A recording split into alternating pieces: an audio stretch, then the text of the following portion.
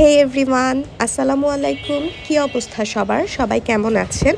আমি আলহামদুলিল্লাহ ভালো আছি এবং ভালো আছি বলেই হাজব্যান্ডকে ধরে বেঁধে নিয়ে চলে গেছি আমি 2025-এর বাণিজ্য মেলায়। আসলে বাণিজ্য মেলাটা যখন আমাদের শ্যামলীর ওখানটাতে হতো তখন তো অনেক কাছে ছিল, আগারগাঁয়ে যখন হতো তখন আমি প্রতি বছরই বাণিজ্য মেলায় যেতাম। কিন্তু যখন এটা পূর্বাচলের ওই সাইডটাতে হয়ে গেছে তখন তো জায়গাটা একটু দূরে হয়ে গেছে, যার কারণে ওখানে হওয়ার পর থেকে আর যাওয়া হয়নি বাণিজ্য মেলায়। কিন্তু এবার আমি ঠিকই চলে গেছি। তো যেই তো নিজের পছন্দের জিনিসগুলো দেখছিলাম, আর যেটা দেখছি সেটাই নিতে মন চাচ্ছিল। এত সুন্দর সুন্দর জিনিস উঠেছে, আর আমরা মেয়েরা তো ঘরের জিনিসপত্র, ঘর সাজানোর জিনিসপত্র, রান্নার জিনিসপত্র এগুলো দেখলে আর নিজেকে কন্ট্রোলই করতে পারি না। তো অনেক ধরনের প্যাভিলিয়নগুলো আছে, সেগুলো দেখে আমার যেটা প্রয়োজন, আমার যেটা ভালো লাগে সেখান থেকে আমি জিনিস তুলছিলাম।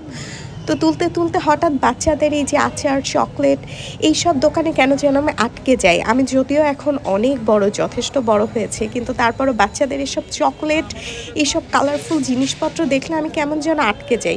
ওই তো আমার হাজব্যান্ড টেনে নিয়ে আসলো আমাকে ওখান থেকে। তারপর আবারও আমি কুকারিজ দেখছিলাম যে কী নেওয়া যায়, কী পছন্দ করব। ও আচ্ছা, আমি কিন্তু অনেক কিছু শপিংও করেছি, যদিও রান্নার জিনিসপত্র, ক্রোকারিজ আইটেম এগুলোই কিনেছি। সাজগোজের জিনিস খুব একটা বেশি আমার কেনা হয় না। ওই যে যার শখ যেখানে, আমার শখ হচ্ছে ঘর সাজানো, ঘর গোছানো বা রান্নাবান্নার দিকেই বেশি। তো আমার এই জিনিসগুলোই কেনা হয়।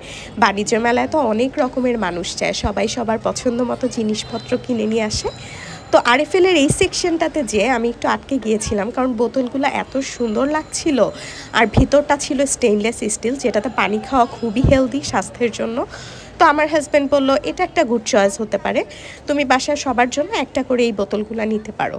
তো ও নিজে আমার জন্য এটা চয়েস করেছিল যে এটা তুমি নাও, এটা তোমার জন্য।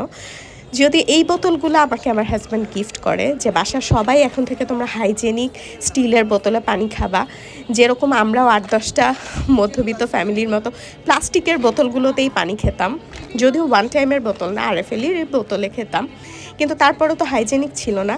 আর এখানে আসলাম, বাচ্চাদের জন্য খেলনা নিচ্ছিলাম। আমার ছোট মেয়েটা, ও অনেকই ছোট, তো খেলনা ওর খুবই পছন্দ। আর এই সেকশনটা যেখানে স্টেশনারি ছিল, এখান থেকে আমি জিনিস নিয়েছি আমার বড় মেয়ের জন্য।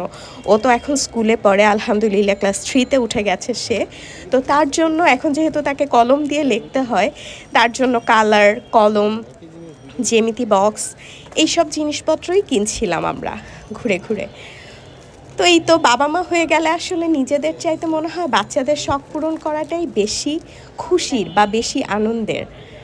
আর আসার পথে হঠাৎ আবার এই ক্রোকারিজের দোকানটা আমি একটু আটকে যাই। এখানে খুব সুন্দর সুন্দর ইউনিক কিছু স্পুনের কালেকশন ছিল, যেগুলো আমি দেখছিলাম, আর যেটা পছন্দ হয় নিয়ে নিয়েছি। আপনাদের সাথে সেগুলোও কিন্তু আমি শেয়ার করব।